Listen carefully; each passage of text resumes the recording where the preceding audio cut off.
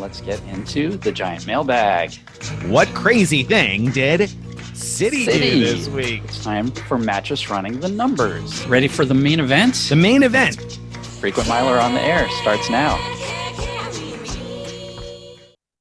Today's main event, Citi's Quintessential Credit Card Quartet. The Quintessential Credit Card Quartet. Say that exactly. Yeah, I'll try, but I don't think I'll waste the time. Right? Citi has 4 credit cards that work really well together, and so they make an interesting quartet. Not duo, not trio, but a quartet. And so we're going to be getting into why it's a very interesting combination, and it's worth your consideration. First, of course, giant mailbag time. Today's giant mail is quite small. Comes from Josh. Josh says, just wanted to mention that it looks like Citi simplified the policy/language on most, if not all, of their applications. Now it's just 48 months since you last received a bonus on a specific card. No more card family, cancellation, or product change to worry about. What the heck is Josh talking about? Well, that's a nice change. I can say that much. But yeah, so let's go back. So for a long time, Citi had application rules that were not quite to the level of Marriott application rules, but were still completely unintuitive. And so basically, if I remember correctly, now correct me if I'm wrong, because I've ignored Citi for so long that I've probably kind of forgotten. But as I understood, the rules used to be that you had to wait 2 years after opening or closing a card within the card family. So if you closed a card that was a thank you points earning card, essentially, then you couldn't get any more bonuses for 2 years from the date you closed it. So the secret was never closing it, right? Right. So it became very confusing, right? Because if you had like a certain card, like the Premier, and you didn't want it anymore, and you closed it, and then you sign up for a Citi Double Cash or Citi Rewards Plus or something, you weren't before eligible for the welcome bonus. And why would any like regular consumer person know that? Yeah, no normal person would ever have like even considered that, I think. And if you called the product change for a while, if you product changed from a Premier to a Double Cash, then that messed you up because it like closed out your Premier card, right? For a long time. Yeah, it used to work that way because Double Cash didn't used to be like really in the thank you family, and that messed things up too.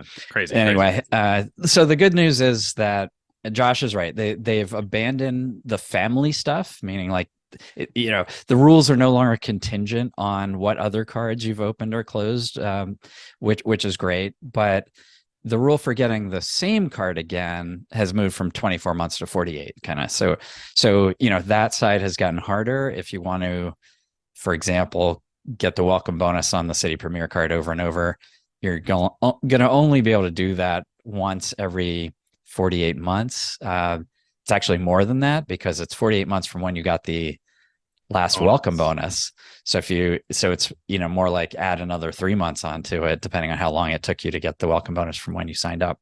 So that's not really a realistic option for earning lots of points anymore, to keep signing up for the same card. But I think that Citi has at least with their thank you cards, which we're going to talk about today, it's kind of left the market of people signing up just for the points. That's pretty hard to do with their program right now, but they have very powerful cards for earning rewards from spend and from regular spend. And we'll get into that.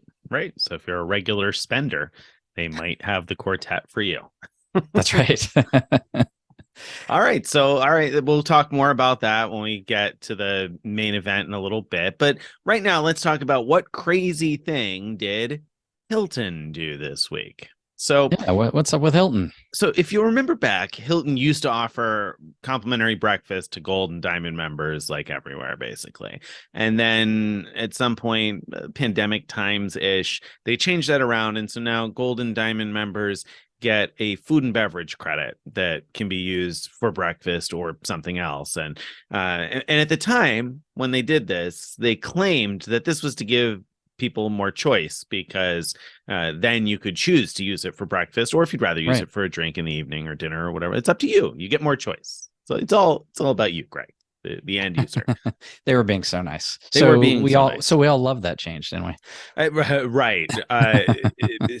Some people did. I mean, legit. Yeah. Some people Yeah, did yeah, because some yeah. people don't want to Yeah. get up for breakfast, or they already have breakfast is included in their per diem for work or whatever else. They were fine with getting free breakfast and something else. But I was not fine with that. I didn't like that at the time, and I don't like it even more now because I ran into a property that now.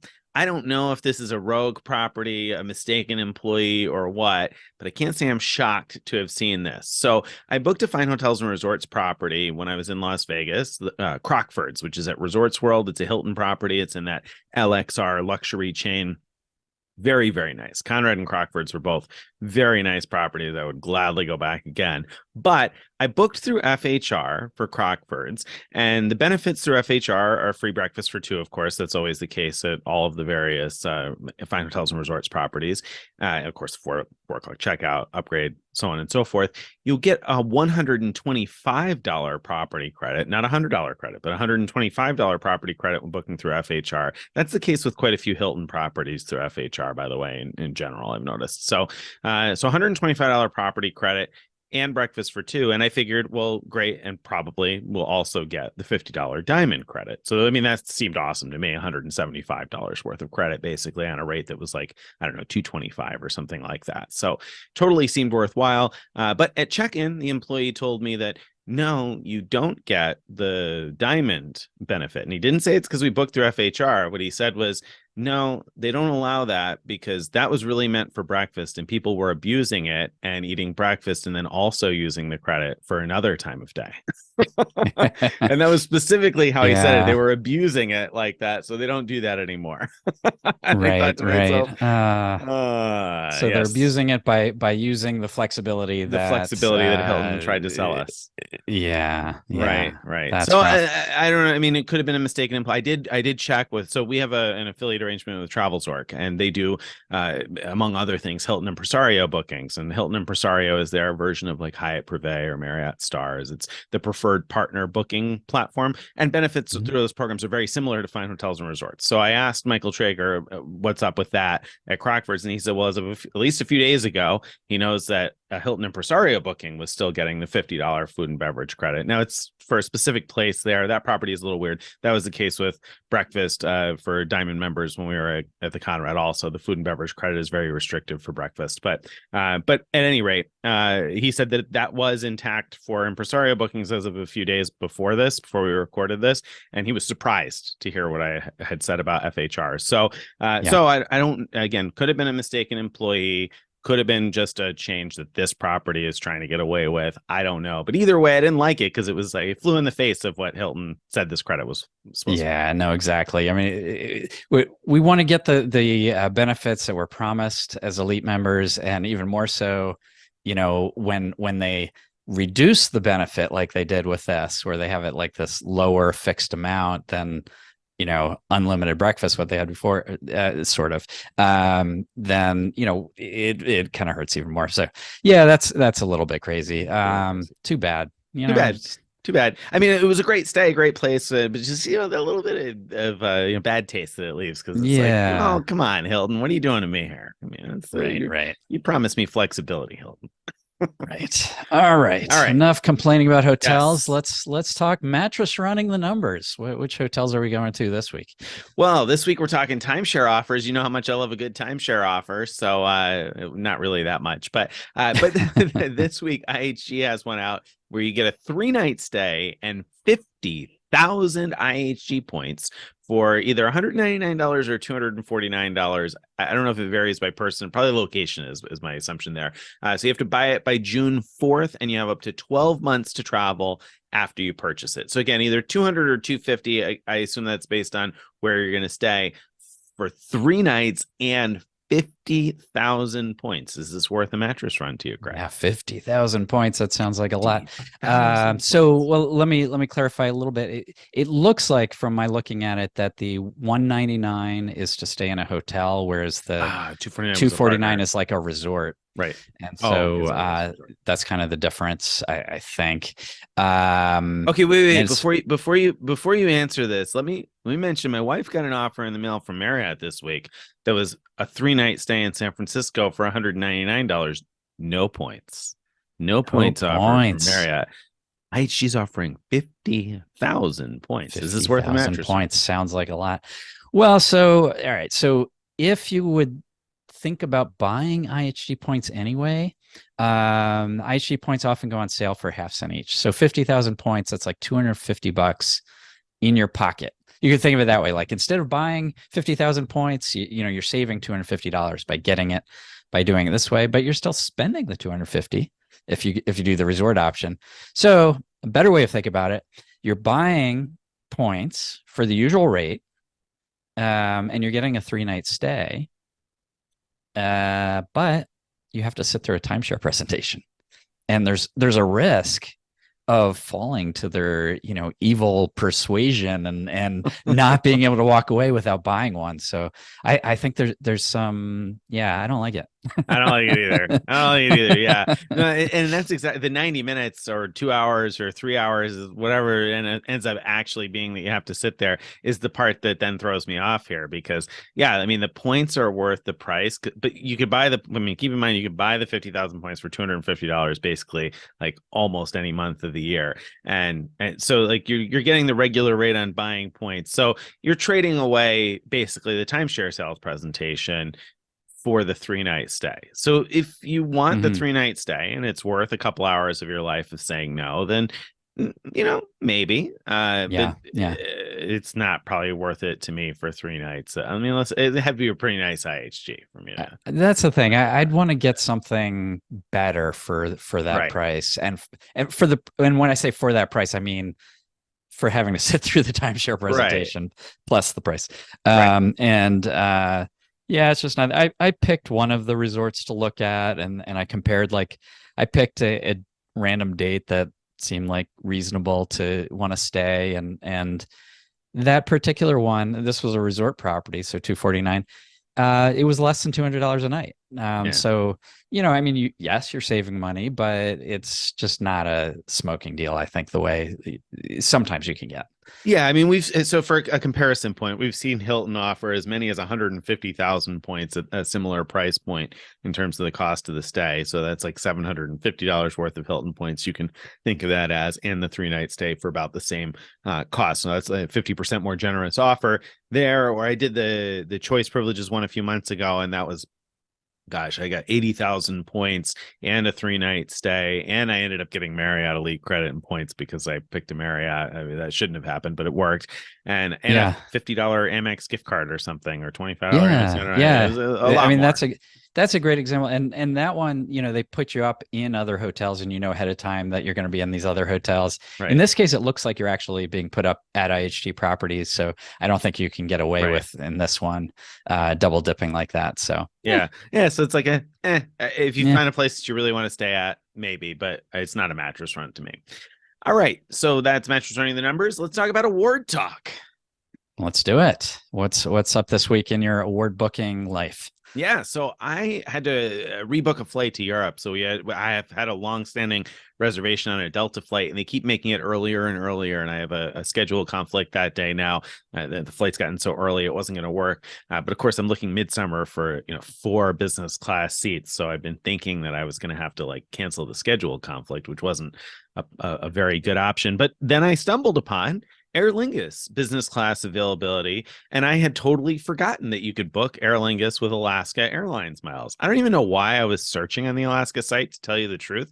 I just looked for some reason, and I was checking the British Airways taxes, or I don't know what it was, but I saw 4 seats on Aer Lingus on a summertime date, 60,000 miles for each ticket, and I thought that's perfect. It was actually a couple days later. It was a no schedule conflict, got me where I needed to be, and a better schedule. So I was excited about that, but I found this interesting for a number of reasons. Number one, I had totally forgotten that Alaska partners with Aer Lingus. So that was, the first reason it was interesting to me. Number two, I found it interesting because I found 4 seats. Number 3, I found it interesting because if if not for that one day with 4 seats, all the other days around my dates were 280,000 points per person. That's what the price went up to after I booked the 4 seats. So I might have thought that Alaska just has a ridiculous award rate for Aer Lingus if I had looked like day by day by day for that week. Right. I might have just thought, oh, it's not appealing. It's not a good way to book Aer Lingus, but apparently sometimes it can be. So that was takeaway number 1, right? Takeaway number 2 was that so what I actually booked was to Dublin and then on to Milan, and that particular route from I think from Washington to Dulles is what it is. Dulles to Milan, or rather Dulles to Dublin to Milan. And if I looked via Avios.com, now Avios.com is sort of like a middleman in the Avios ecosystem. You can book using your Aer Lingus Avios at avios.com. And so I was searching there because my understanding based on what Point.me was showing was that British Airways would have charged like $750 in taxes. And I didn't double check that, but I believe it. But it showed that Aer Lingus would only charge $130 worth of taxes. So I thought, okay, well, let's just check and take a look. So I pulled up avios.com and I searched that route. And first of all, I couldn't through avios.com book Dulles to Dublin to Milan. That just came up with no results. So that was not even an option through them, and it was through Alaska. Interesting. So that was kind of weird. Yeah. But then the second weird piece is that the Dulles to Dublin route only showed 3 seats in business class. If I booked the award directly through avios.com using my Aer Lingus Avios, there were only 3 seats in business class. Yeah. But Alaska had access to 4 seats. To 4. This should have been our crazy thing segment. That's pretty nuts. I mean, because Avios should have better, like you would think. It should have at least as good. At least because as good that's the program that sort of belongs to. Aer Lingus is weird in so many ways, but one of those ways is that they don't really have their own dedicated award booking page thing or anything. That you have to go to this avios.com, as you were saying, to book using your Aer Lingus Avios. Interesting. It was weird. Yeah. Go ahead. Did I? Oh, I'm curious if you looked at United, because United's also a partner with Aer Lingus. I did. You know what, though? I didn't check to see if they had access to 4 seats. And in hindsight, that was a mistake. I guess I should have checked and seen if they had access to the same number of seats. So Alaska charged 60,000 miles one way. And that was true whether I flew just to Dublin or on to Milan. United would have charged 82,400 miles for some reason. I don't know why it was more than other partner awards to Europe, but that's what it came out to be through United. And through avios.com, it was 60,001 Avios, not 60,000 even. It was 60,001 Avio per passenger, but again, only for 3 passengers. So I was able to book all 4 through Alaska. Now, I should mention, or at least I will mention anyway, that the Dublin to Milan segment is an economy class, so maybe that has something to do with it. It's mixed cabin, business class Europe, and then economy from there. Possibly there. I guess there weren't any business class seats on the connecting flight, and that was fine because European business classes. I've definitely seen that on some search engines where there's mixed availability, but they can't see it at all because you picked as a search that you want to look for business class, for example. And it just does not show the others. So maybe that makes sense for the connecting part. But for the, again, I looked just Dulles to Dublin also. And like I said, it was 4 seats to Alaska, 3 through them. And it's not like I didn't even book all 4 in one booking because my wife and I neither of us had enough points with Alaska to book all 4 seats. So I booked 2 seats with my wife's account and 2 seats with mine, and it went through. It was fine. Do you know whether Alaska saw that many seats on just to Dublin as the? Yes. I searched that. It did also, see all. Okay. Yep. All right. Yep. I searched. I thought maybe there was a married segment availability going on, something along those lines, but no. Yeah. That's interesting. I mean, this isn't the first thing. Like Alaska sometimes has better. Not usually better, but sometimes better award availability for Singapore than even Singapore does for certain flights, like certain situations, or at least they used to. And then more recently, it looks like Air Canada has better. But regardless, every now and then with these partnerships, we see these weird kind of things. So Aer Lingus, you said you forgot that Alaska is a partner. I totally forgot. What I always forget about with them is that they're not one world. Right.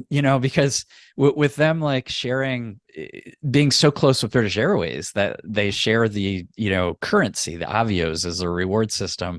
I think of them as being one world. And Right. then you realize that, oh, you could book Air Lingus with some one world airline miles, but But definitely not not all of them. others, right? And you can book them Yeah. with United Mile, United Mileage Right. Plus, like you said, which that I knew that you could use United Mileage Plus Yeah. for Aer Lingus, and also, I mean, for those that fly on a lot of paid flights, you could also credit United flights to Aer Lingus and end up with Avios. So I think that's an interesting thing because we think of Avios Yeah. being a one world program, also. So Right. if you're a one world person, it might not be bad to credit your United flights there too, I guess.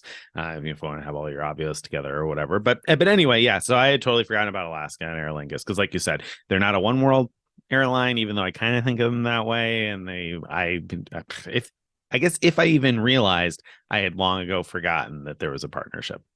Yeah. Yeah. All right. So moving into my award Mm-hmm. talk, and speaking of partners and speaking of avios, I've been looking for booking a flight for my wife to go to London. And one of the, British Airways has often has fantastic award availability, especially between North America and London. The downside is that award fees are absurd.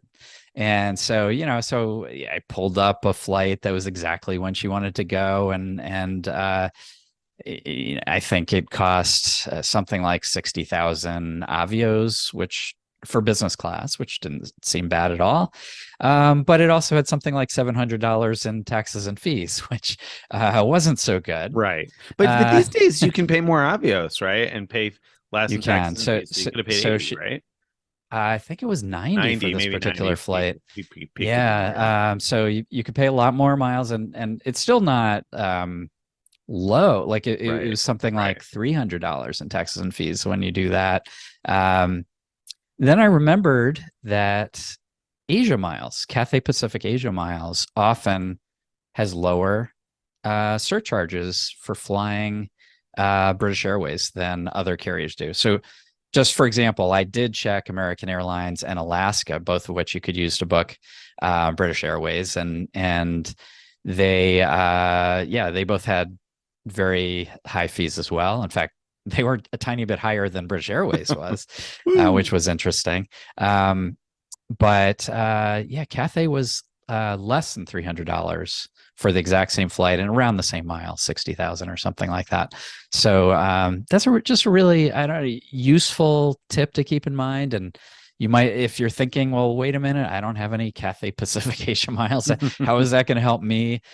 You can transfer from pretty much everyone except for Chase. So you could transfer if you have Amex points, if you have Citi points, if you have Capital One points, Built points, you could, well, yeah, I think Built.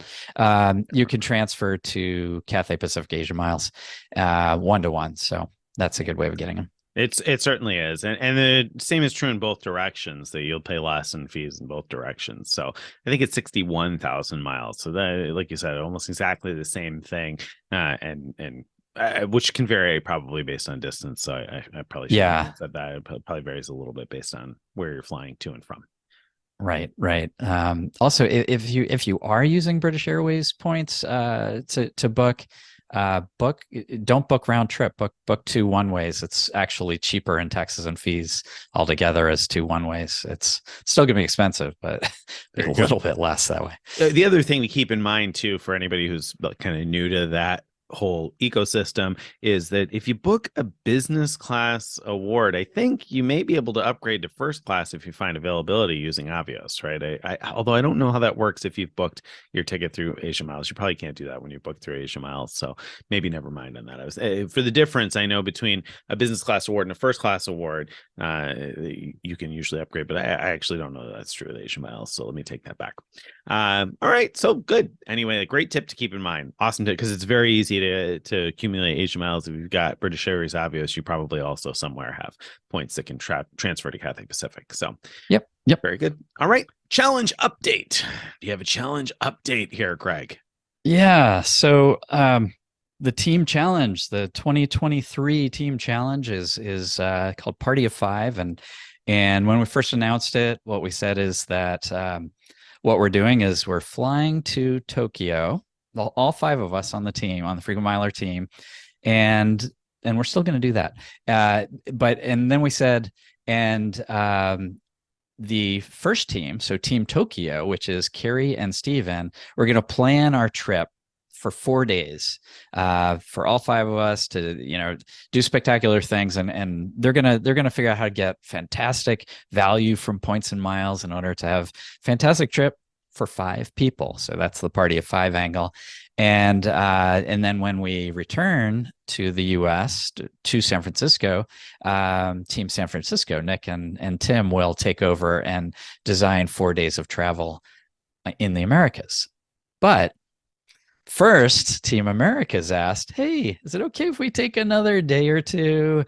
Do it, make it a little more interesting." One extra night. That's all. And we were like, "Sure, why not?" And so now Team Tokyo has done the same, and so we've got 2, more than 4-day trips gonna be happening here. Interesting. What this does mean, though, is I also announced that in the middle, I was going to do a little like game within a game where I gave challenges to all the team members, like mini challenges. I don't know if we'll have time for that. I'll try to sneak it in if we can, but it might not be possible. We'll see.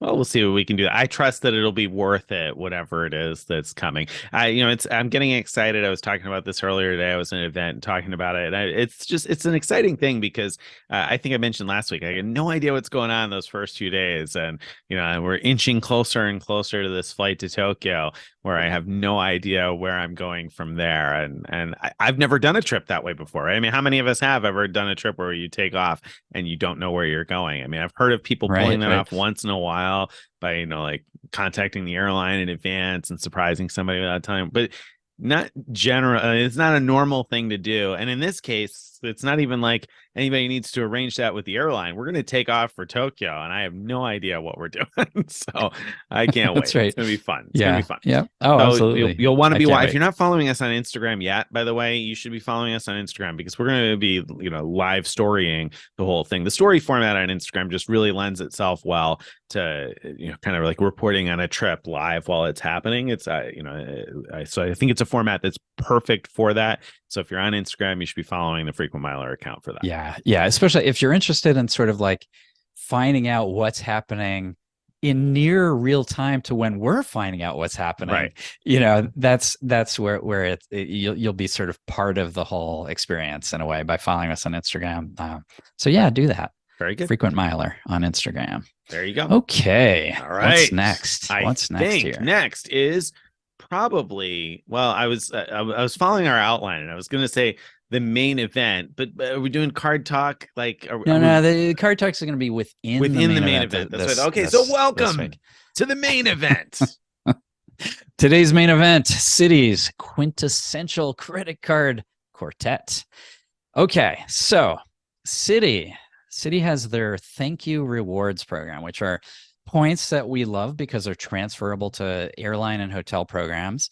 And they have 4 credit cards when used together offer some just awesome earning power for like everyday types of things like grocery and dining and gas and you name it.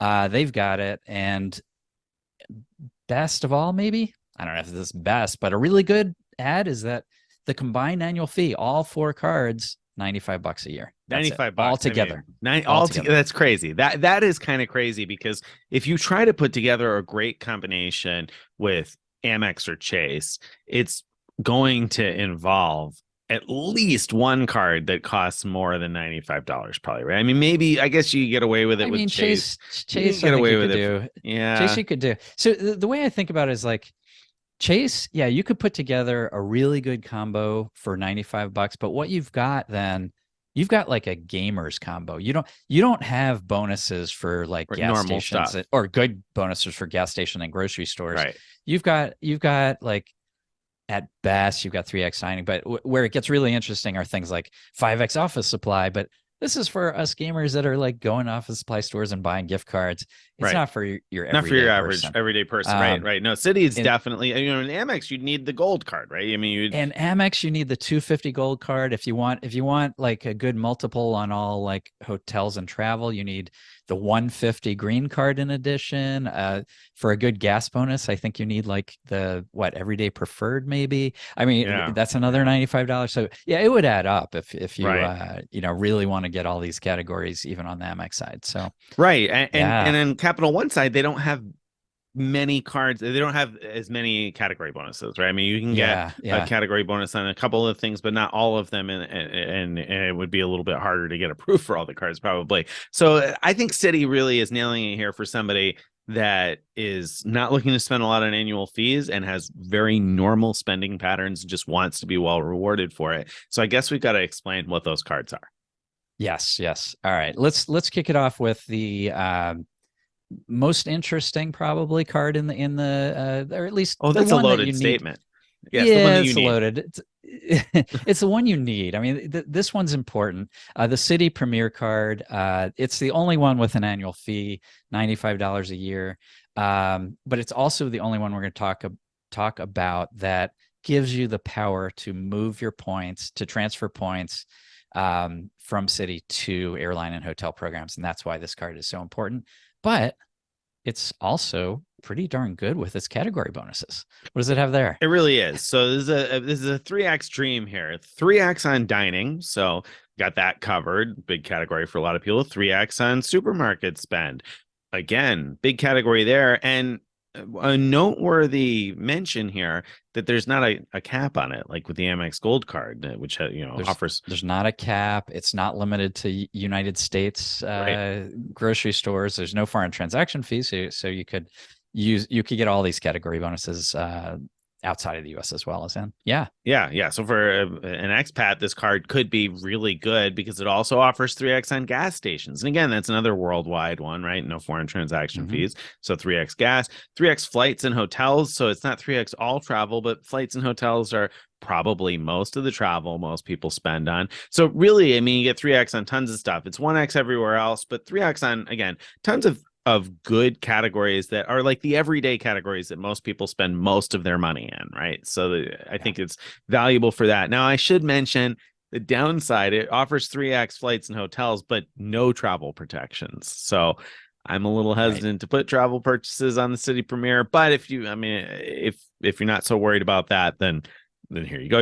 Especially if you're an expat or something, you have like an annual travel insurance policy, or you're just somebody who buys an annual travel insurance policy. You might already have coverage for a lot of Right, that kind of right. stuff, It and then might you not don't care. matter to you at all. Yeah, exactly. Yeah, So, exactly. so very Yep, yep, good yep. 3x stuff, and it's good because the points are transferable, as we said. But don't cities transfer partners kind of stink, Greg?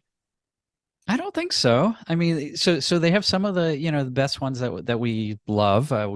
We talk often about Flying Blue, for example, that uh, they that they're solid, right? Like you're not going to get like the best deal in the world, but you can get really decent deals with Air France KLM's Flying Blue program. You transfer to them, and by the way, and they're great for booking almost any like Sky Team flights if the awards are available. So you could fly Delta, you could fly Virgin Atlantic, you could fly uh, I'm blanking on what else, but Korean Air is what I was Right trying to think there of. you go. There you go. Yeah, so Vietnam so Airlines. uh, so it's really useful that way. And You know what? then Let me before you go to the next one. Let me just slide into a tip that we got this week that I haven't yet had a chance to verify. But and that all is right, that Flying Blue apparently, according to one tip, and again, I haven't had a chance to verify this. So if you have out there, then let us know in the comments. But I've heard anyway that if you use Expert Flyer and you find Z class space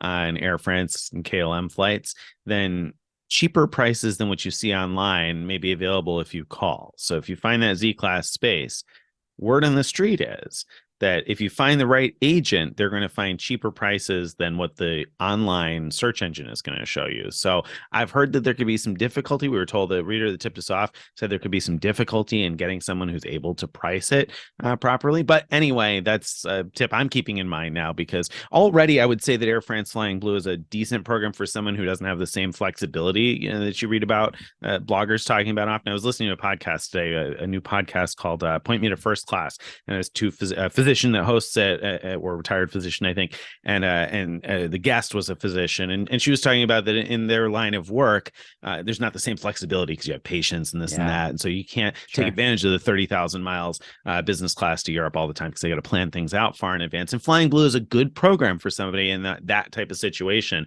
because you may not find the best deal, but you can often find a reasonable deal using Flying Blue miles. That's right. Exactly. And then for Star Alliance flights, which Star Alliance is the biggest alliance of airlines, you have Life Miles. You've got the Avianca Life Miles, which Nick loves. A lot of people don't.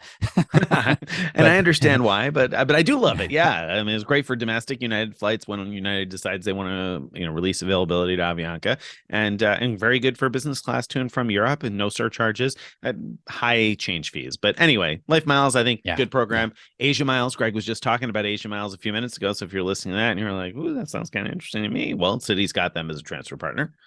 Yep. And also British Airways they've got. And so with Asia Miles and British Airways, you've got One World covered.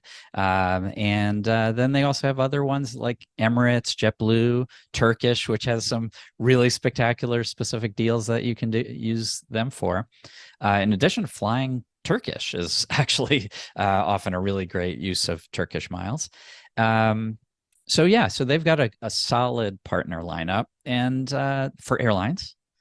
Then for hotels, they've got two transfer partners, one of which is one is Choice and one is Wyndham. What's interesting with Choice is that Citi points transfer 1 to 2, so they double when you move them using your Citi Premier.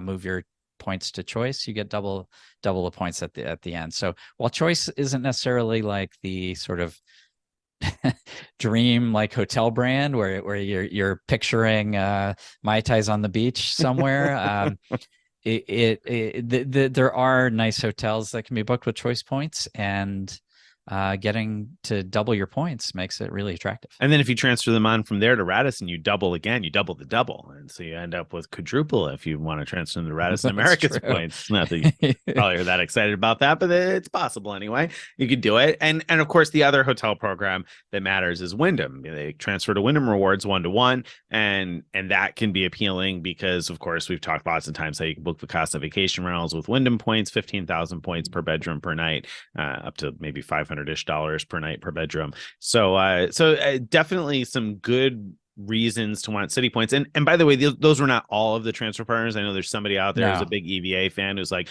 oh, but EVA releases more space to their members and you can transfer them, and Singapore releases more space to Singapore's members and you can transfer. Yes, there are some other transfer partners too. We're just highlighting some of the better ones, but Citi also does have some other transfer partners too. That's right. All right, so that is the Citi Premier card. Very solid card, but as Nick said before, no, it at least used to be advertised as a travel card, and it's kind of hard to talk about it as a travel card now because it doesn't have any travel protections built in. But it's pretty good. It earns transferable points. I think of it these days as a dining, grocery, gas card that offers good return in all those transferable points. 3x transferable points. Yeah, it really is. For Excellent. $95, it's very, especially when you compare to like the Amex Gold card that gets 4x on dining and at U.S. supermarkets, but the U.S. supermarkets on that card is limited to 25,000 per year. Not a problem with Citi, and it's $250 a year versus 95. So this is a very reasonable alternative to that card. So absolutely, Citi Premier is good. But that's not all, because of course we said there's a quartet going on here. So let's make some more music, Greg. Let's pull up the next person in the lineup here. Our next card in the lineup in the quartet is the Citi Double Cash Card. This one has no annual fee. It does have a 3% foreign transaction fee, though, so don't use it internationally. But within the U.S., what you get is 2 points per dollar everywhere. Technically, the way they do that is They give you 1 point per dollar when you buy something and another point per dollar when you pay your statement. So it's a little weird that way, but it still adds up to 2 per dollar. So you're telling me 1 + 1 = 2, Greg. 1 + 1 = 2. I know By I the can way, always all trust you these for the tough math. That's all these city cards we're talking about points can also be cashed out for a penny each. So if you want to use this as a 2% cashback card, you absolutely can. And I actually love it for that. Like if someone isn't really into the game yet or is thinking about the game, but just really wants just solid cash back right now, double cash. I mean, you're getting just 2% everywhere for free, no annual fee. And later, when you're ready to jump in more, you can do what's necessary to make the points transferable. And the thing that's necessary is getting a Citi Premier card, the $95 Citi Premier card, and doing something called, what is it called? Combining pooling, your pooling. right? Online, it's Combine. not called Oh, I thought it pooling, was called. but Okay. All right. anyway, you go into your thank you account and you combine accounts, I think it's called, and Okay. once you've done that, your points that are earned on the Citi Double Cash and others, as long as the Premier is one of those cards, become transferable to airline and hotel programs. So that's really cool, and are transferable at the good rates that the Citi Premier allows. Mm-hmm. And what do I mean by that? Well, Citi Double Cash on its own does let you do some transferring. It's very, very limited. There are 3 programs you could transfer your points to. And this is if you don't have the Premier card. So you could transfer Choice, like 1,000 Citi points to 1,500 Choice points. So it's still better than 1-to-1, but not as good as the Premier card, which goes 1-to-2. JetBlue is 1,000 Citi points to 800 JetBlue points. Wyndham is also that way. 1,000 Citi points to 800 Wyndham points. There you go. All right. The other reason I like the Citi Double Cash for a beginner or somebody relatively new to the game, like Greg said, you get the ability to transfer partners later on. And I think it also makes it sink in a little bit why transferable points are so good, because you take $75 worth of cash back from the double cash card and you suddenly transfer that to Turkish Miles and Smiles, 7,500 miles, and book a one-way United flight to wherever it is, transcontinental, somewhere you want to go in the United States, Hawaii, Alaska, whatever. And I feel like that's a pretty good introduction to, oh wow, these points can be worth a lot more than the cash value. So I feel like it also helps put it in perspective a little bit. So I love the double cash for that, for somebody who's relatively new. So great, Yeah. 2x everywhere, floor value card to have in this lineup. Right. And another good thing about this one is, suppose you someone in your family or friend has no interest in the points game at all, but does like the idea of 2% cash back and no annual fee. If they earn their cash back this way and eventually have some reason to travel, maybe you're booking travel for them, maybe you're going together, for example, they could actually move their points to you, assuming you have a Premier card, and then you could transfer to the airline or hotel program, book the travel, including for them. And as long as you do that within, I think it's 90 days.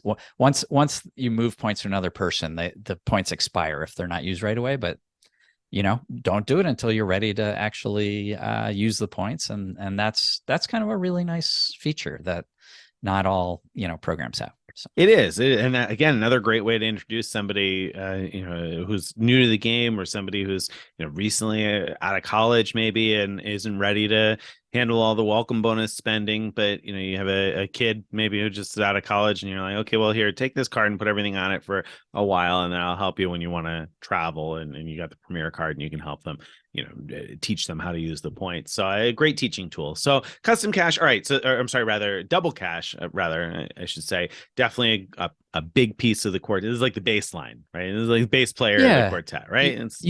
Right now, if you have the Premier card and the double cash, you've got a pretty good duo. Right. You've got basically 2 to 3x on all your spend. Right. Right.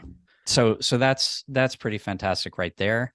But you could kick it up a notch, and that's with the Citi Custom Cash Card, which, like Double Cash, no annual fee, does have a 3% foreign transaction fee. But here you're getting 5x on your top spend category up to $500 spent each billing cycle. What the heck does that mean? Well, it's not just any category. So there's a set number of categories, and it's so the one of the following categories that you spend the most amount of money in, you'll earn 5x. And so what people like us will tell you is only use this card for one of these categories, and focus it on $500 worth of spend in one of these categories. So your category options are restaurants, a lot of people eat, gas stations, a lot of people use gas, grocery stores, select travel, which I'm not exactly sure what is selected, but select travel, select transit, select streaming services. That doesn't excite me as a 5x category, because you're not going to spend No. $500 a month streaming, or if you do, you need to reevaluate some things. So it's probably not streaming. Drugstores, that could be a good one. 5x drugstores. Home improvement stores, fitness clubs, live entertainment. So you got a whole bunch of different options there to earn 5x and up to $500 spend per billing cycle. So you pick one of those and you say, okay, this is my restaurant card, and I'm going to earn 5x on that. Forget about the 3x on the, the Citi Premier. I'm going to earn 5x on that category. Or maybe you're a homeowner and you're like, well, listen, I got plenty of home improvement projects I'm working on, so I'm going to use home improvement stores and get 5x on that. And I can buy gift cards at home improvement stores. So if I don't spend $500 this month, then I could probably max that out by buying an Amazon gift card or something like that. So that could be a good, reasonable option if you say, well, I'm already earning 3x with the Premier at grocery stores, so let me pick something different with custom cash. You get the option. You could choose, right? Right. Yeah, no, exactly. And Citi tries to, well, they sort of half-heartedly try to keep you to only having one of these custom cash cards. And I say that because, like, they have a rule that if you already have one, they're not going to let you sign up for a new one. But they will let you product change from any other Citi card to the custom cash. And even if you already have one, or you already have two, or you already have three of them, so you can get more custom cash cards by signing up for, for example, American Airlines Citi card, and then product changing later to the custom cash. And if you do anything like that, I think the best way to do it is just like each card. You just decide ahead of time, like, I'm only going to use this card for grocery, for example. So that's my 5x grocery card. And just, I would find it like kind of mind boggling to try to figure out month to month, what category am I going to use with these different cards? That sounds difficult to me. Right. You pick one, you put a label on it, and you track your $500 spend in that particular category, right? But it's awesome because you could end up with a few of these. And so you could end up, and again, like Greg said, for instance, if you open an American Airlines credit card today, a Citi consumer American Airlines credit card today, you'll probably have to wait a year before you can product change. But a year from now, you should be able to product change to a custom cash. Citi usually allows that. So unlike other issuers, which won't let you change from a co-branded card to, like, for instance, you can't change a Chase co-branded card to an Ultimate Rewards card. They don't let you do that. Same thing with Amex, but Citi does let you do that. So you can take an American Airlines card and turn it into a custom cash. Usually, I mean, I think that maybe there could be some variance from person to person, but I haven't heard of anybody getting denied that. So there you go. You should be able to do that and potentially end up with more than one of these. So then you could have a quintet or a sextet or a septuplet, or I don't know any where number, it goes from any that. number you Yeah, want. right. There are a couple things that make this card not as good as the double cash. It doesn't have any transfer partners, so if you don't have the Premier card, matched with it, you're not going to do anything with the points useful other than get cash for the points. The more difficult one is that it doesn't let you move your points to another person. So double cash, you could, as I was saying before, a friend or relative could send you their points and you could use them. Not so much with custom cash, and that's problematic because, like, if they didn't have this rule, then in my family, I would easily have a lot more custom cash cards because I'd have everybody sign up for the custom cash card, even though they don't have a Premier card. Or just as an aside, a Prestige card also has the ability to let you move points to all the transfer partners that the Premier has, but it's no longer available to new applicants. So I don't want to hear a lot of people writing in saying, "Hey, you How didn't do I mention get the the Prestige prestige card." card? Well, Well, true, there's a true, reason true. we didn't mention it Yeah. because you can't get it anymore. So You can't don't product rub it change in to it people's. either. Yeah. Right. You can't product change. Yeah. Anyway, so it's a little so whoever has the Premier card or the Prestige card, that's the person that needs to get a bunch of custom cash cards if you want more than one, rather than having other people get some. But okay, for the purposes of the quartet, we were counting that as one. So we got our double cash, Yes. playing the bass line. We got our lead singer. That's the the Premier card, and then the custom cash here is playing the hi-hat drum, right? Right, you can hear it, can't you? So I can hear it. so we gotta have somebody else in here, right? We gotta have our rhythm guitarist or something. So what's the final piece of the quartet? What ties it all together? Final piece is the rewards plus card, and that plus is actually a important piece of this whole puzzle here. So, all right, the rewards plus card. What is it? It's a card with no annual fee, 3% foreign transaction fee. So this is just like the previous two, in those ways. It gives you 2 points per dollar at supermarkets and gas stations. I don't Not find gonna that matter to interesting.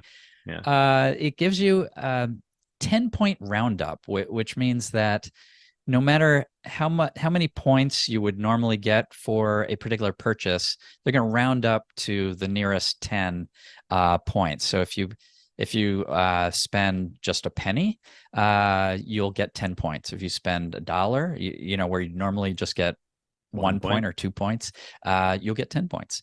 And so that it sounds exciting if you say, "Oh, look, if I spend $1 and get 10 points, that's 10x. So I'm getting 10x on my small purchases," until you realize, like, you could spend like all day for days purchasing things for $1 and getting 10 points, and you're not going to be rich with points Right. by the end of that time. You're I mean, gonna that's a lot consequential of amount. work for very little gain. Yeah.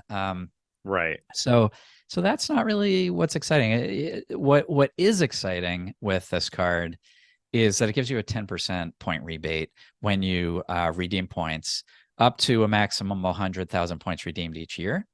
And what's so cool about that is when you combine your points with other cards like your Premier, your double cash, your custom cash, and you redeem out of that pile of points, that 10% applies across that whole pile. So it's still limited, 100,000 points redeemed each year, but whether you're cashing it out, like you could be cashing out your 100,000 points for $1,000 and then get 10,000 points back, or you could be transferring to transfer partners and get up to 10,000 points back. So indirectly, it's sort of it's sort of boosting the earning power of your other cards because of this. Right. It absolutely is. It's giving you that little bit extra, a little bit incentive, a little bit back. Now, let me ask you this, Greg. If I have the rewards plus, first of all, if I only have the rewards plus, can I transfer my points to you if you have the Citi Premier card? You can, yeah. Rewards plus, you could. Do I get the 10% back when I do that? No, no, you don't. Bummer. Because you're not redeeming when Right. you're moving the points. That's why. Right. Yeah. So, Great question though.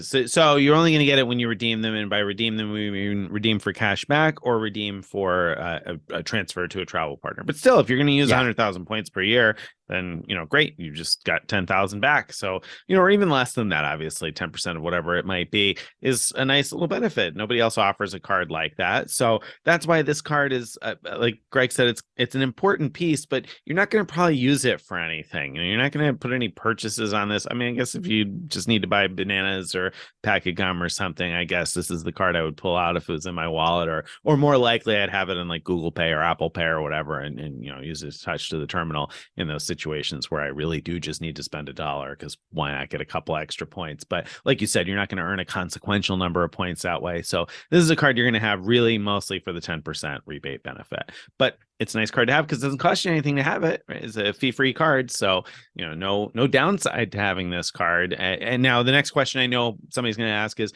well, Greg, I know you just talked a minute ago about how I could have like 3 or 4 or 5 or however many custom cash cards. So if I get like 2 rewards plus cards, do I get 20,000 points per year back?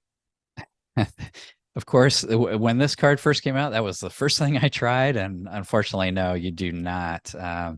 There, you having extra rewards plus cards doesn't do any good that I can tell. So, There you go. There you go. So no, no yeah. point in having more than one that we know of. So No. If you have more than one, I would convert one of them to another another custom custom cash cash. card. Right. Because then Yeah, you could at least earn 5x on one of those categories that we mentioned. All right. So let's right. summarize what we got here in our quartet. So we might have gotten a little confusing by talking about having extra custom cash cards. So the four cards again are the Citi Premier card, $95 a year. The Citi Double Cash, no annual fee, 2x everywhere. The Citi Custom Cash, 5x in your selected, or not selected in the category you spend the most in out of the categories you're talking about, and the rewards plus for the 10% rebate. So you're going to get between 2 and 5x everywhere. 2x is your floor base level because your double cash will get 2x everywhere, and your custom cash is going to get 5x in your one category, or then 3x on a number of categories on your Citi Premier card. So between 2 and Right. 5x everywhere, with one $95 annual fee per year. And if you get And you're more, going to get a 10% rebate on your and a 10%. rewards So it's on kind of redemptions. it's kind of like almost like earning 2.2 points per dollar on the custom cash, or 5.5 points per dollar. Or rather, I'm sorry, it was 2.2 on the double cash, or 5.5 on the custom cash if you redeem, just 100,000 points anyway. Sort of. Sort of. The weird math of rebates makes it more like Yeah, one right, point, right, right. like 1.11 per point. And so Yeah, okay. anyway, it becomes a little bit more than that. But That's right. That's right. yeah, that's I think it's easier and to do Yeah. it the way you're saying. Just add At 10% to 10%. it, At and 10%. you're sort of in a way earning that extra. So I think that's about as good as you can possibly get for just straight up earning power across all those Right. 2x, 3x, widely used 5x. categories. And a 10% rebate for $95 a year. I mean, that really is a notable deal that doesn't get enough attention, so Greg brought this topic up as a topic of discussion for the podcast. And I was like, I really like that because nobody really talks much about these cards anymore, because you can't get a million welcome bonuses. And so I guess we Yeah. should talk about why it doesn't get talked about more, because we just talked about all the good reasons why this could be a great combo. And again, I think it's a great combo for somebody who is not going to go out there and chase a whole bunch of welcome bonuses and just wants to earn really good rewards for spend. Yeah. And I feel like I know a lot of people like that would For sure. I mean, would there's benefit from so that. many people that aren't interested in doing, one sign up bonus after another. On the other hand, there's people like me that like both. Like I Right. do the sign up bonuses, but I also like to earn a lot for my everyday spend. And so I do have all these cards and I do use them in those ways. So, All right. So we talked uh, about the good things. What about the bad things though? Why wouldn't somebody be interested in this, yeah. Greg? Yeah, so the cards don't have any purchase protections. All the stuff that you're used to of some other cards will give you like 90 days of protection in case the new item you bought is damaged or lost. There's no travel protection, so you're used to, like, if you buy airfare that there would be trip cancellation or delay insurance, but you're not going to get any of that. You're not going to get rental car insurance. um, they're missing some key transfer partners that some of the other programs have. So like Aeroplan, Air Canada Aeroplan, we Yep. love them. The Star Alliance, plus they have a billion partners. They're like one of the most useful programs out there.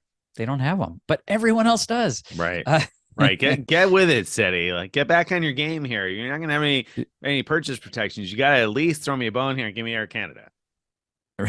That's right. They don't have American Airlines. Now, only Built has American Airlines as a transfer partner, but Citi should have American Yeah, Airlines. they should. Like Citi has a deal with American Airlines for their credit cards, but they don't have American Airlines as a transfer partner, and that's sad. Hyatt, again, not many programs have Hyatt as a transfer partner, but that's a fantastic one that you're not going to see with Citi. And we could go on and on with others as we go on, but those are some of the big Ones ones that stand that out. are like sort of painfully missing. That if Citi had, if Citi had Airplane and American Airlines, I mean, Well, right, It would right. be Totally different story. Conversation would be totally different, right? Yeah, everybody would be talking about these if they had both of absolutely those. If they right, only had right. American, if they just added American It would still Airlines, be pretty darn exciting. right, Yeah. right. Everybody would be talking about this quartet. Like, yeah, I feel like if you're just kind of lightly into this game, you've probably heard people talk about the chase trifecta a million times. And I don't even necessarily know that I know what the trifecta is because I feel like there's more than three good chase cards. But I see that thrown around all the time. People in the Facebook group will say, "Oh, I have the chase trifecta," but blah blah blah, and you don't hear anybody ever say, "I've got the Citi quartet." You've never heard anybody say Never, that. But if they added never. American Airlines, Right. I guarantee you, a year from now, everybody would know the Citi quartet, right? I would think so. I would think so. It's yeah. But even without them, totally solid. Probably one of the biggest negatives of all this is what a pain. I mean, Yeah. so if you're talking about carrying four credit cards and trying to remember which to use where, or worse, we were talking about getting like multiple custom cash cards. And so now you're carrying like some number of custom cash cards. You've labeled them grocery and dining or whatever. So where to use them.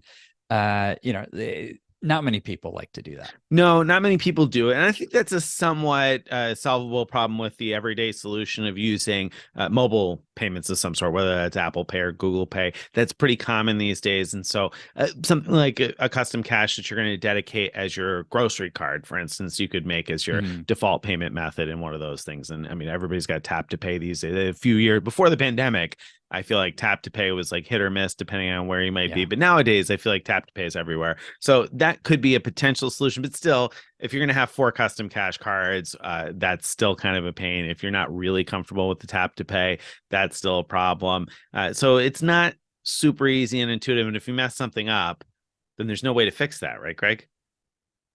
Normally, I'd say yes. There's no way to fix it, but there is a solution to this last problem, and that is there's a card called Curve that it aims to be the one card to rule them all. What it is, it's a free credit card looking thing, which behind the scenes, like you use it at like a regular credit card, and behind the scenes, it charges whichever of your other credit cards that you really want it to charge. Um, as long as those other credit cards are MasterCard or Discover or Right. Diners Club. And How many Diners yeah, Clubs right. cards do you have in your wallet, Nick? None. And I would have applied for it. I when they had it available, I was interested, Yeah. but they ran out of plastic, is what they were telling people, like years ago. They were Yeah. available for a Yeah. hot minute, and Yeah. I then it feel was like about gone. 10 years ago or It so, was, yeah, yeah, they right. came out with like a new version They of a did, and I Diners was Club like, card. oh, maybe Anyway, I'll get that. Yeah, no, nobody has a Diners Club cards. The moral of the story. So the conveniently, none of the City cards are Diners Club cards, but conveniently, they are all Mastercards. So they all play they nice. are. So Curve works really well with the Citibank cards. And here's some features that Curve has. And oh, by the way, Curve is free, so you can sign up for free for this thing.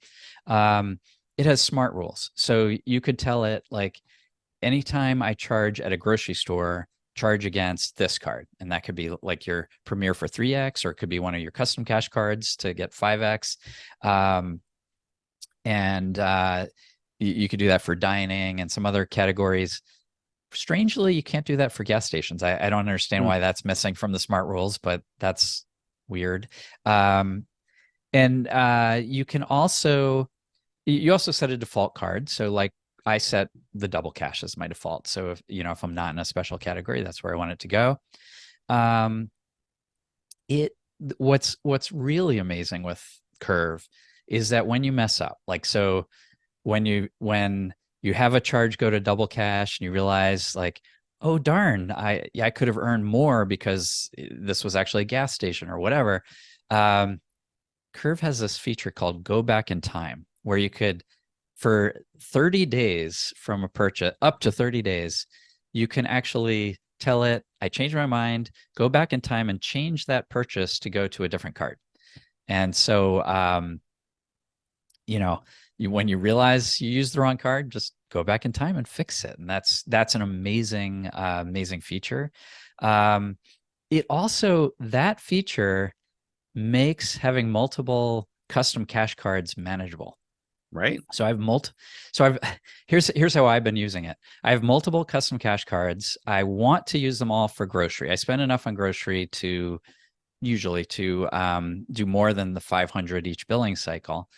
And so what I could do with Curve is I could have Curve go to one custom cash card, like automatically send grocery charges to the one custom cash. And I could like wait until I've spent $500 within a billing cycle and then change that smart rule to go to the other one. But I'm not disciplined enough to do that or to even notice when I've gone over $500. So instead, what I've been doing is I wait till I get an email saying the statement's closed on the custom cash card. I look and it says I spent $800 and it's all going to be grocery because I don't use it for anything else. So I go back in time on $300 worth of those purchases and move to another custom cash card. And so it's super simple to manage that process with the Curve card. And it would be impossible to do that without it, Right. as far as I know. Right. So yeah, so I'm really loving that. Another problem it sort of fixes is it has no foreign transaction fees. So if you use it internationally, even if a charge goes against the double cash, which does have a foreign transaction fee, or a charge goes to the custom cash, which again has a foreign transaction fee, you won't be charged a transaction fee because it'll look to those cards like the purchase was in the US. That's great. The bad thing is, at least as we're recording this, the latest news is that feature is buggy. So some people are getting some of their purchases, not all, but some of their purchases declined when using internationally. So until that is resolved, we can't really recommend that part of it. But within the US, in the last few months I've been using it, it's been totally solid. Now, we need to mention, you mentioned you can get a Curve card for free, but I think that we need to clarify the Curve card is a credit card. So you do have to, it is a credit card application for the Curve card, Yeah. and it does come with a little credit limit of its own, but you set up backing cards essentially that are, that it passes the charge through to, and then the credit line is sort of a backup sort of situation. So anyway, it's worth mentioning that because this will count towards 524, right? Against your 524 count because it's a credit card application, right? Yeah. So readers have commented that they've only seen it on their Equifax credit report. Interesting. Not on the other ones, which is interesting because Chase, which is where we care about the 524 rule, because Chase won't approve applications if you've signed up if you've opened 5 or more cards in the past 24 months, and they determine that based on your credit reports. Chase, depending on where you live, looks at different credit reports. And so, if you happen to live somewhere where they don't look at Equifax, then probably you're safe from the 524 rule, from it hurting the 524 rule. So there you go.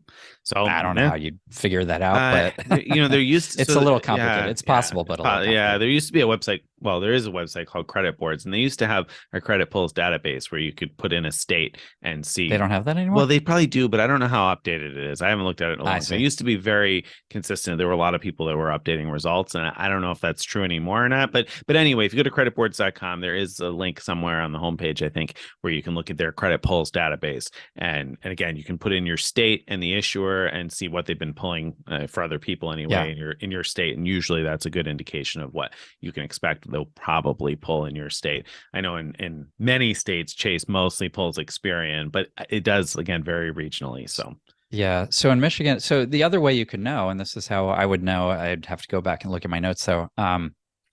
If you monitor all 3 credit bureaus with different tools, and you apply for a Chase card, you'll see which ones get credit inquiries. And for me, they always pull 2.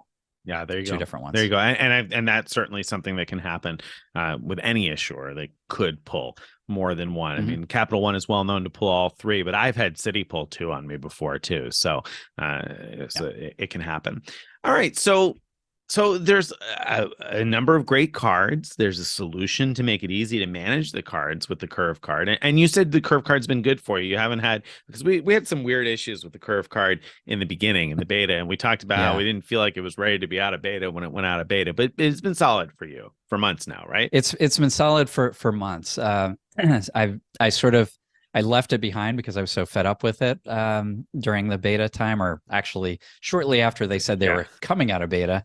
Um, but recently, about 3 months ago, I went back to it and I've been using it regularly and haven't had any trouble. So Awesome. that's been pretty stellar. Great. The one problem I have is that I would love to get one for my wife's because I think it's a perfect player two Perfect card. player two card, right? Because you can go Yeah, back so and fix whatever mistakes they make. I mean, you could go and fix, but also a lot of it's automated, so Right. it's going to do it Right. right from For the you. get go. And you say just use this one card.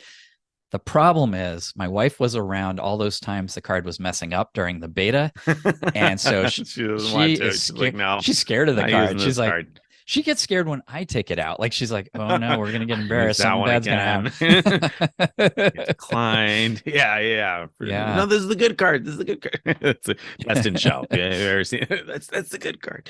Yeah. So that's a potential downside. But overall here, this seems like a pretty good quartet. So you do have this entire Mhm. quartet, right?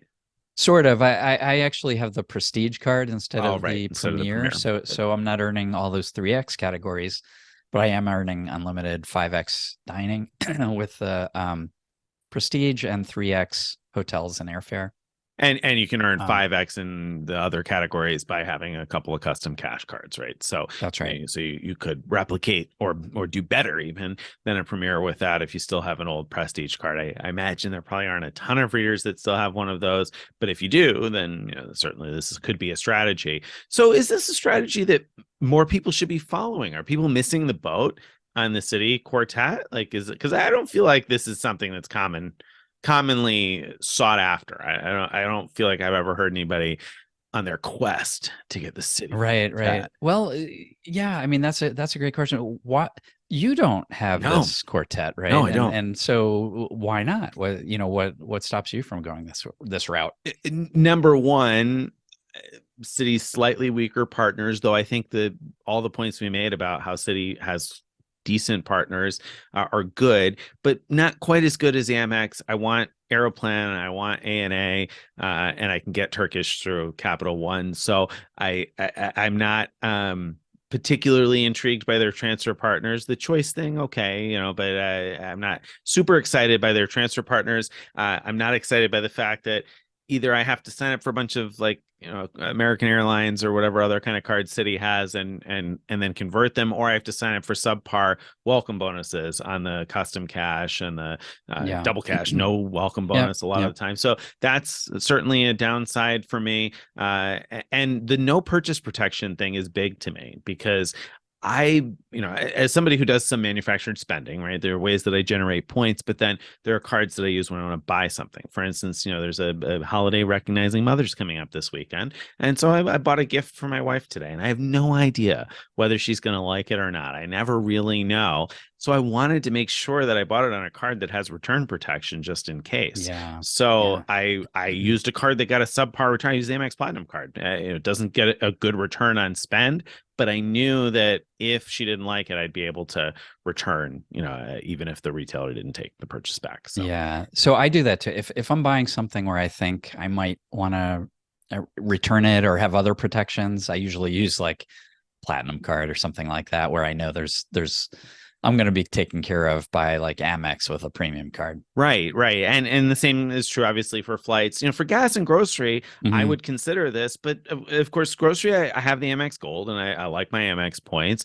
Now, I could probably sacrifice that for 3x Citi points, but when it comes to gas, you're going to have to pry a Wyndham Business card out of my cold dead hands right now. At 8x on the Wyndham Business card, I just couldn't justify earning only 5x thank you points or Yeah. 3x thank you So points. so my physical wallet right now, the two cards that are go to in my wallet are the Curve card and the Wyndham business earner card for gas stations to earn 8x. I mean, nothing can touch that. No. So I mean, so that's not going anywhere anytime soon. So that's why I'm not super intrigued by this. Now that said, I think something you said earlier bears repeating, because we often hear from readers that are serial card signer uppers, saying that, basically you should always be working on a new welcome bonus, and there's some wisdom to that, because most welcome bonuses offer anywhere from 10 to 20 points per dollar on all spend, right? So those are your best cards to use.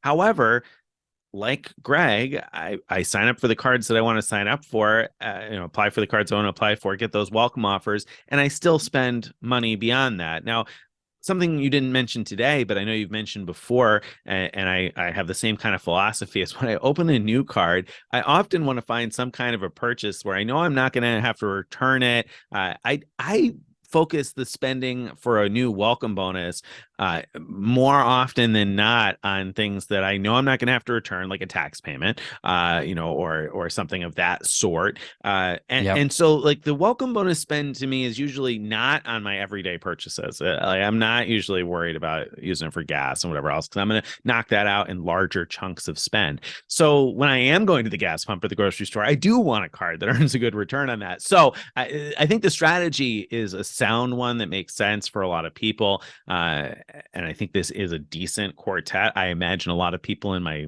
personal life that I could be like, this would be a good option for you to get started with this. But it just doesn't feel like a great option to me, because it doesn't have the right combo of stuff. Now, I say that my wife has the Premier card, so we do have that in the household. I still have this old AT&T Access More card that I don't even know why I have anymore. I should probably get rid of it and convert it to something else, maybe a double cash, so that we have that also in the household. But at any rate, I'm not up for this quartet, but I think it's a good quartet for a lot of people. Yeah. All right. So very good. There we go. So there we have it. There's our main event today. So your Citi Quartet, and I'm telling you, if they ever add American Airlines, you heard it here first, folks. The Citi Quartet. All right. Like next year, if they ever do something like that, you're gonna come back here and thank us for the quartet. All right, let's get to the question of the week. So this week's question of the week came in via the mailbag. And it's a relevant question based on some of the things I just said and that we talked about earlier in today's show. So we had a question that we've gotten a few times. And I don't think, correct me if I'm wrong, I don't think that we have addressed this directly on the show. So Christopher wrote in and said, just listen to the recent podcast episode about how to get insane value with your Amex points. You mentioned purchasing gas gift cards. This was for instance, using the gold card at grocery stores to get an effective 4x on gas. I thought I recall hearing you say previously that Amex doesn't like you buying gift cards and will claw back the points if you buy gift cards. Please clarify if it's okay to buy store gift cards with Amex cards. And this is a question that I came up at FTU. I spoke at FTU last weekend, and it came up in conversations with people there. And it is a question we get from time to time. So what's the deal, Greg? Can you buy gift cards with an Amex Gold card?